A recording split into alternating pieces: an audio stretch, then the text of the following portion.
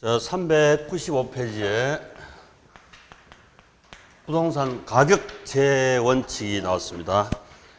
부동산 가격을 평가할 때 대표로 감정평가사가 따라야 할 행위 지침, 지침서를 지침. 응? 평가 원리. 자, 자료 보면 최유효 사용하는 원칙이 있습니다. 그거 별표하시고. 그 다음에 넘기시가 두 장 넘겨서 두 장 넘겨보시면 398쪽에 아랫부분에 내부적 관련 원칙 있죠. 내부는 자기 자신과의 싸움이라. 자기 자신과의 싸움에 쓰고 균형의 원칙 있잖아요. 그 별표. 균형의 원칙 별표. 균형의 원칙은 불균형이면 기능적 강감입니까? 경제적 강감입니까? 기능적 강가를 했죠. 그래서 우측에 오른쪽 페이지에 넷째 줄에 보니까 기능적 강가 요인 판단한다 이렇게 돼 있죠. 그 별표하시고. 그 다음 한 장 더 넘기시가. 자, 한 장 넘기시가 외부적 관련 원칙.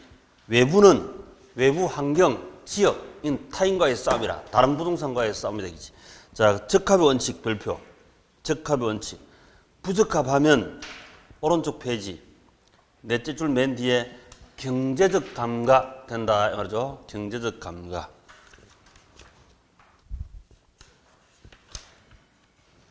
자, 그 내용을 이제 여기서도 매년 한 문제씩 출제를 했었지. 내용은 좀 어려운 파트입니다만 어려워할 필요 없이 그냥 단순하게 생각하면 돼요. 자, 예를 들어서 이 주택을, 이 부동산을 평가하는데 이 부동산이 최유효 씨가 산다, 사용한다 생각하고 전제로 평가를 했죠. 김유효 씨, 박유효 씨 현재를 사용했다고 무시해버리고 누가 사용한다고? 최유효, 사용, 이용 이런 말을 앞에서 우리 총론할 때 많이 들어봤을 거야. 최유효 이용. 부동산을 사고 파는 것은 교환행위잖아요. 그때는 거래질서 확립 이런 말을 하고 사가지고 보유할 때는 최유효 사용 이용합시다. 그 두 개 가지고 작년에 시험에 나왔었어요. 과거에 잠깐 있다. 자, 최유효 사용을 전제로 평가한다.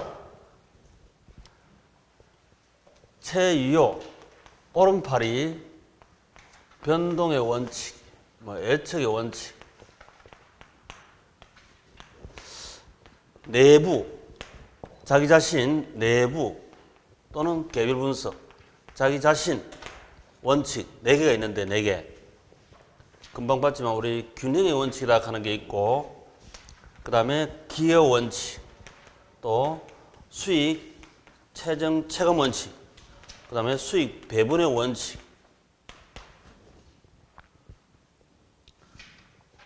그 다음에 외부 원칙, 외부 환경인 지역 분석.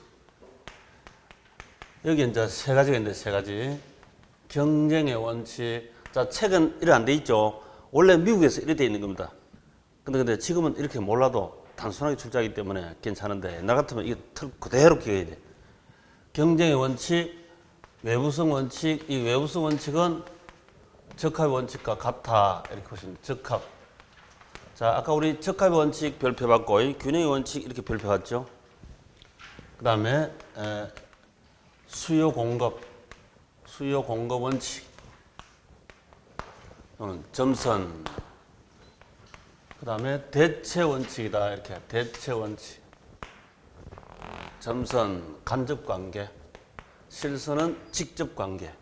기회 비용의 원칙이다. 근데 이 기회 비용 원칙도 대체 원칙과 같은 뜻이다. 또 수익 최종 체감 원칙은 또 수익 배분 원칙이나 기회 원칙이나 같은 뜻이다. 그래서 아예 주로 생략도 합니다만은 우리 시험은 또 용어는 나오니까 일단 봐야 됩니다. 자, 요렇게 전체 틀이 되어 있는데요.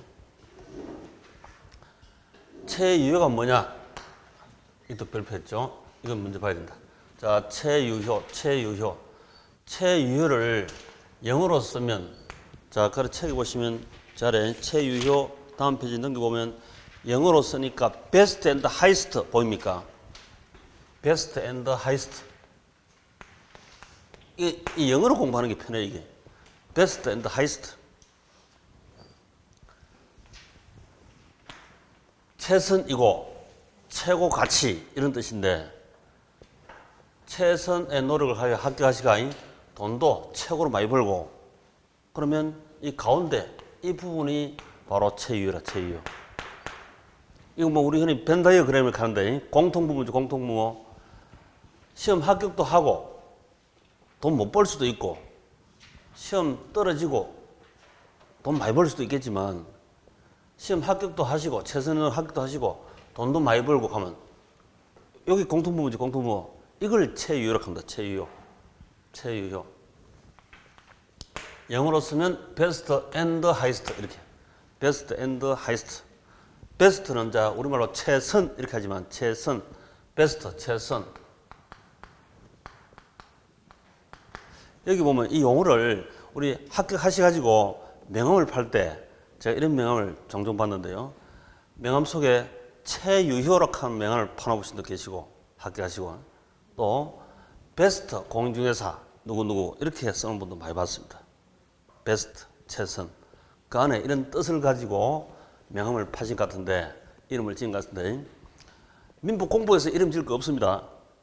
학교로는 이름 지을 거 많아요. 쭉 처음부터 한부터 봐요. 왜? 여기는 뭐 아예 개념도 가슴도 완전히 다 열고 모든 복합 개념으로 봐야 하니까 그 속에 고를 게 있다 이 말이지. 그래 명함에 그렇게 많이 파놨더라고. 자, 그러면 이제 이 최선이란 말의 뜻이 뭔지, 최고의 가치란 뜻이 뭔지 이 두 개는 잘 알면 되는데, 자, 최선이 뭐냐? 바로 396페이지에 가운데 보시면 기역, 니은, 디귿 하는 말인데, 기역의 합리적, 니은의 합법적, 디귿의 물리적 채택 가능성이 있잖아요. 그게 바로 베스트라, 베스트, 최선.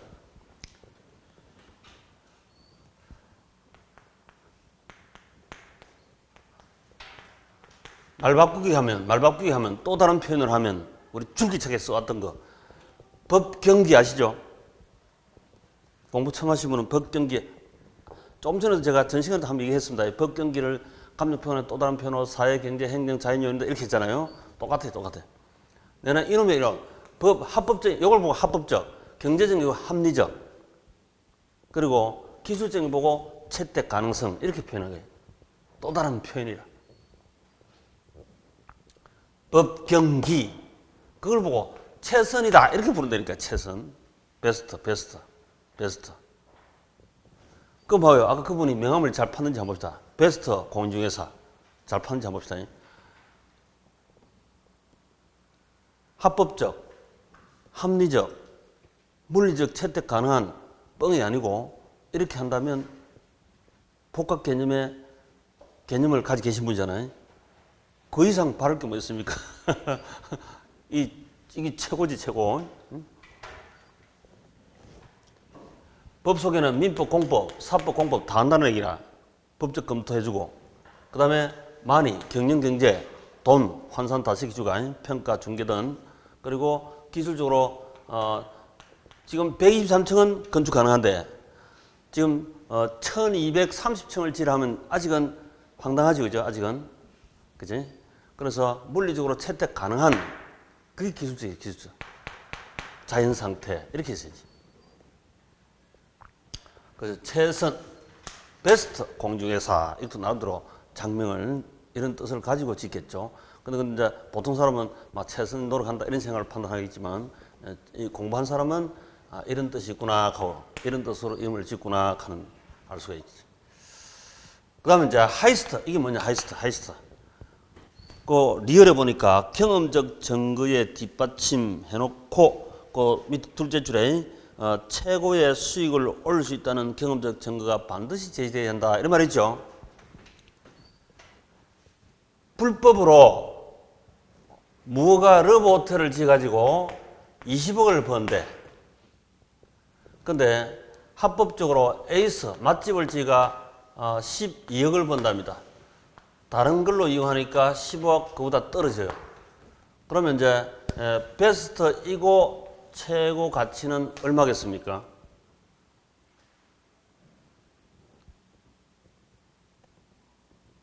이 20억은 무가로브 호텔을 지은 거 이거는 불법이지 불법.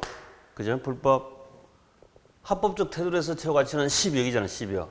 요게 바로 최유효 이용, 최유효 사용한 거다. 그래서 최선, 법경기이고 최고, 하이스트, 최고 가치라. 하이스트 밸류, 최고 가치. 그럼 바로 12억짜리다 이 말이지. 요게 최유효입니다. 제가 아닙니다. 뭐가 로보텔지가 20억 번다. 이게 최고 가치가 아니다 이거지. 불법이니까 불법이니까. 바로 이걸 최유효로 합니다. 최유효.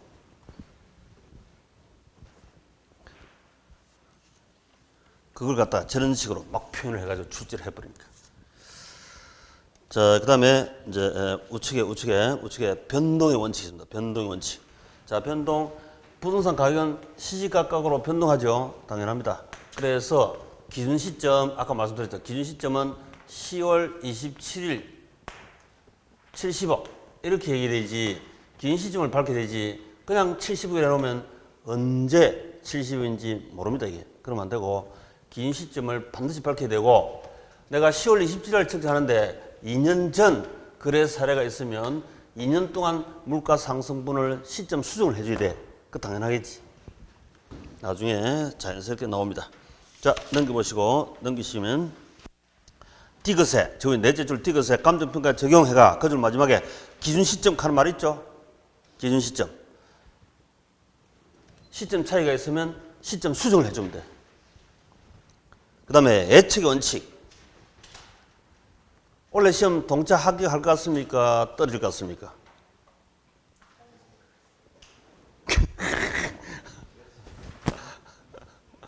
떨어질 거 못하러 공부해요.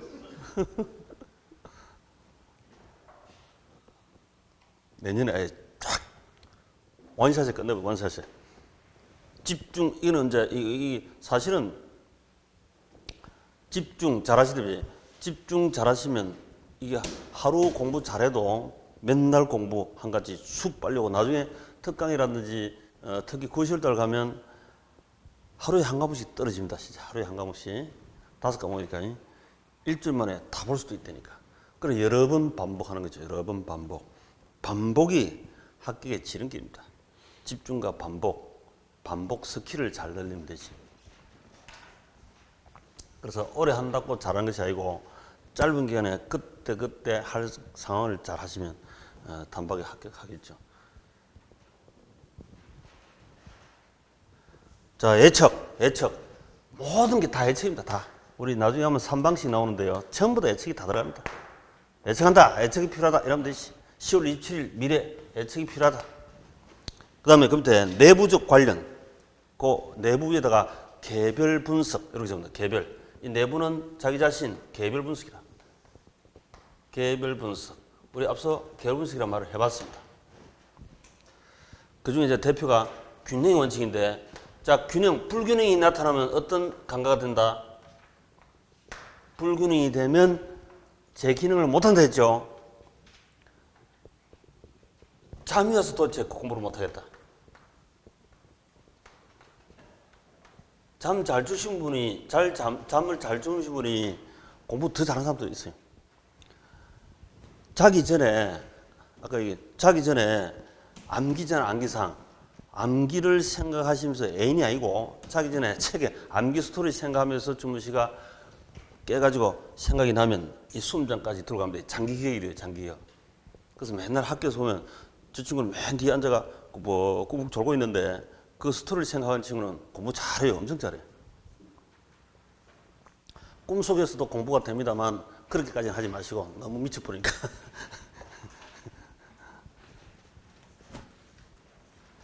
그래서 자기 직전 암기상 공부하면 공부 잘합니다. 2차 과목은 암기 스토리니까 기억을 많이 하시면 좋죠. 그 다음에 수익 최정 체감. 이거는 상식이다. 자, 우리 산에 등산할 때 올라갔다가 변곡점 지나서 산꼭대기 갔다가 내려오고 이렇게 하죠. 이게 이제 세상 총수익이 다 이렇게 생겼습니다. 총수익. 우리 돈으로 환산해야 되니까. 등산도 이렇게 생겨먹었지만 물리 현상도 세상 돈이 또 다 이렇게 생겼다니까. 여기는 한 걸음 한 걸음 걸어 올라가면 평지에서 올라가면 제일 변곡점이 제일 가파르고 변곡점 지나수들은 또 약간 완만해지가 산 정상은 평평하고 이렇게 하산하고 이렇게 한다고요. 총 수익이 이렇게 다 되어 있어요.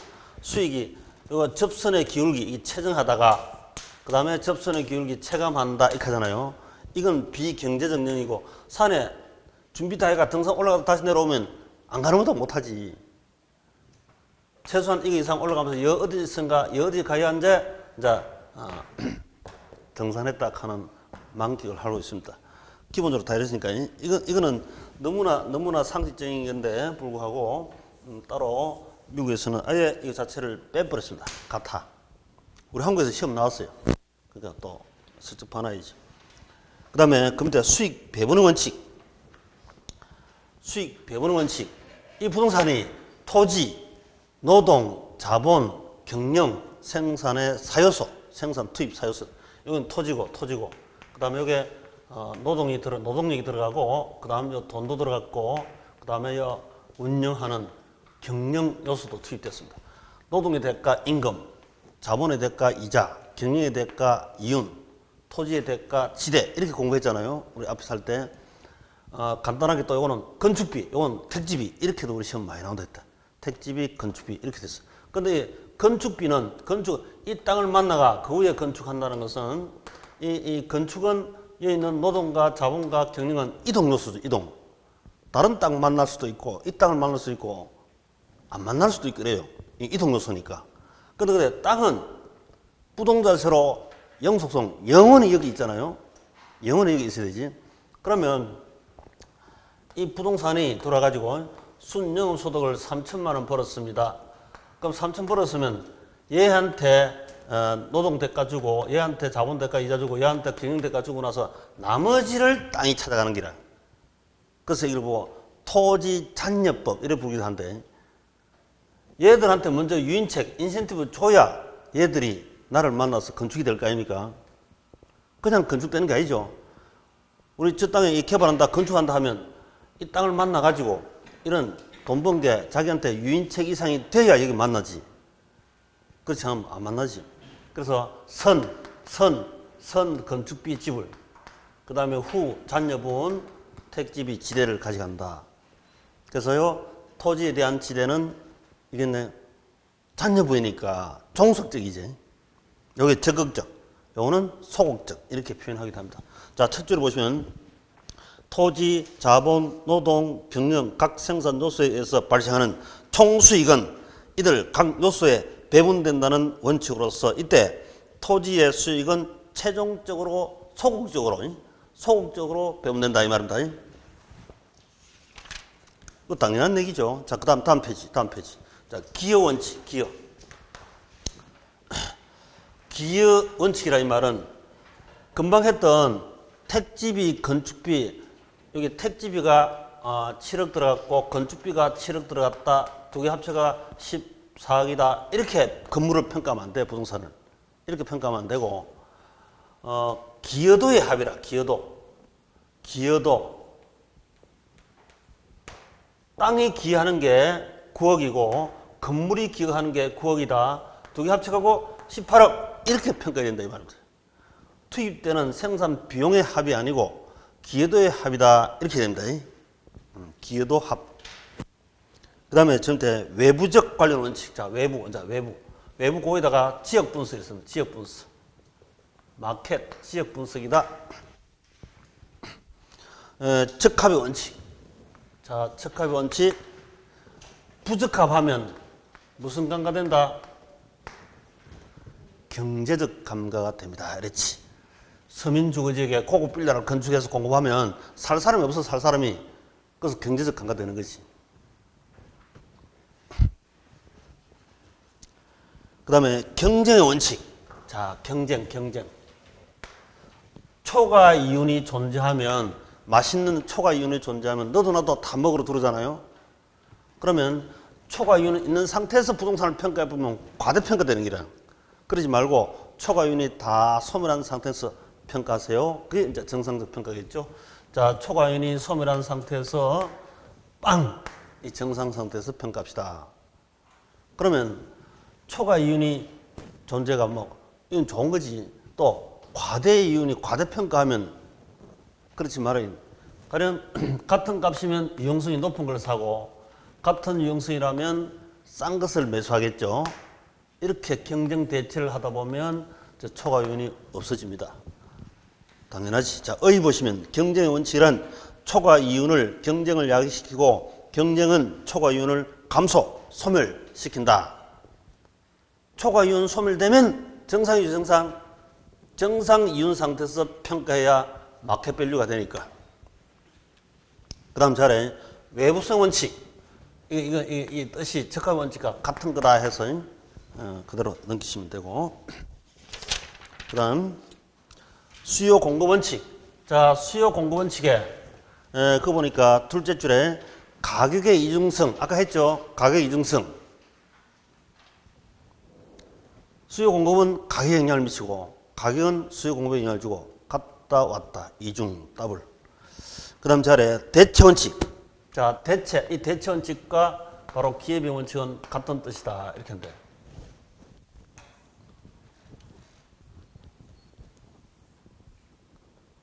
우리 A 부동산이 수익이 12% 나오고 B 부동산도 12% 나오고 C 부동산도 12% 나온다면 다른 모든 것이 일정하고 그럼 똑같은 놈이지, 그지? 같은 거지. 완전 경쟁 시장이 되면 이럴 수가 있습니다. 완전 경쟁 시장이 되면 현실에 없는 시장이지만 그러면 A를 선택하면 포기문 것 중에서 제일 좋은 게 기회비용인데 기회비용이 몇 프로 됩니까? 포기한 것 중에서 제일 좋은 게 기회 포기로 인한 부담되는 비용, 기회비용을 했지, 기회비용. A를 선택하면 나머지 B, C, D 이 부동산 선택을 포기한 것 중에 제일 좋은 건 몇 프로? 똑같은 12%죠. 그 기회비용이나 재를 선택해도 기회비용은 12%고 대체, 경쟁 대체 선택하더라도 그거는 같아요. 그래서 기회비용 이것이나 대체해도 같아집니다. 정상이라면 완전 경쟁 시장이라면 같습니다. 맨 아랫줄에 보면 인간은 효용이 동일하다면 낮은 가격을 사고 가격이 동일하다면 효용이 높은 것을 선택한다. 당연하죠. 자, 오른쪽에 박스에 기회비용 있죠. 기회비용 원칙. 그건 대체원칙과 같아. 이꼴 같아. 이래 놓으면 돼. 자, 그 다음에 Q. 부동산 가격제 원칙에 대한 설명 중 틀린 것은 4번. 적합의 원칙은 내부 구성 요소 간의 결합이 최유효 이용된다는 점에서 최유효 이용 원칙과 관련성이 있다. 어디가 틀렸죠?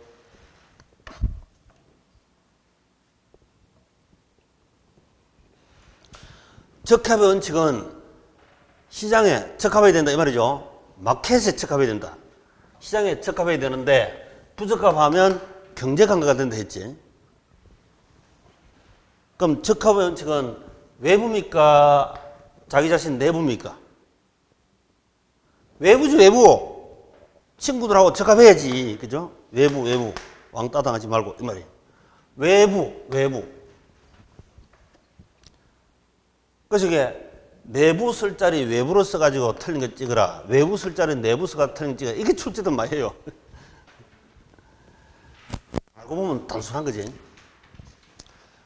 그리고 최유효 이용된다. 적합의 원칙은 우리 지역 분석은 아까 했죠. 지역 분석은 표준 사용과 가격 수준을 구하는 걸 했지. 개별 분석은 최유효 이용과 구체적 가격 구하는 걸 했잖아요. 그리고 고정들이 지금 또 안 맞잖아요. 틀렸습니다. 자, 됐습니다. 그렇게 해서 그걸 핵심으로 시험 문제가 나온다. 출제한다. 자, 다음 자 405페이지. 이제 이런 바탕으로 해서 결론적으로 중요한 시험 문제가 많이 출제되는 분야가 나오는데요. 406페이지. 자, 406쪽에 가면 저 위에 감정평가 3방식 6방법 있죠. 그 별표. 이게 이제 앞으로 할 것 전체를 썸머리 이렇게 요약해 놓은 겁니다. 406쪽에 감정평가 3방식 6방법.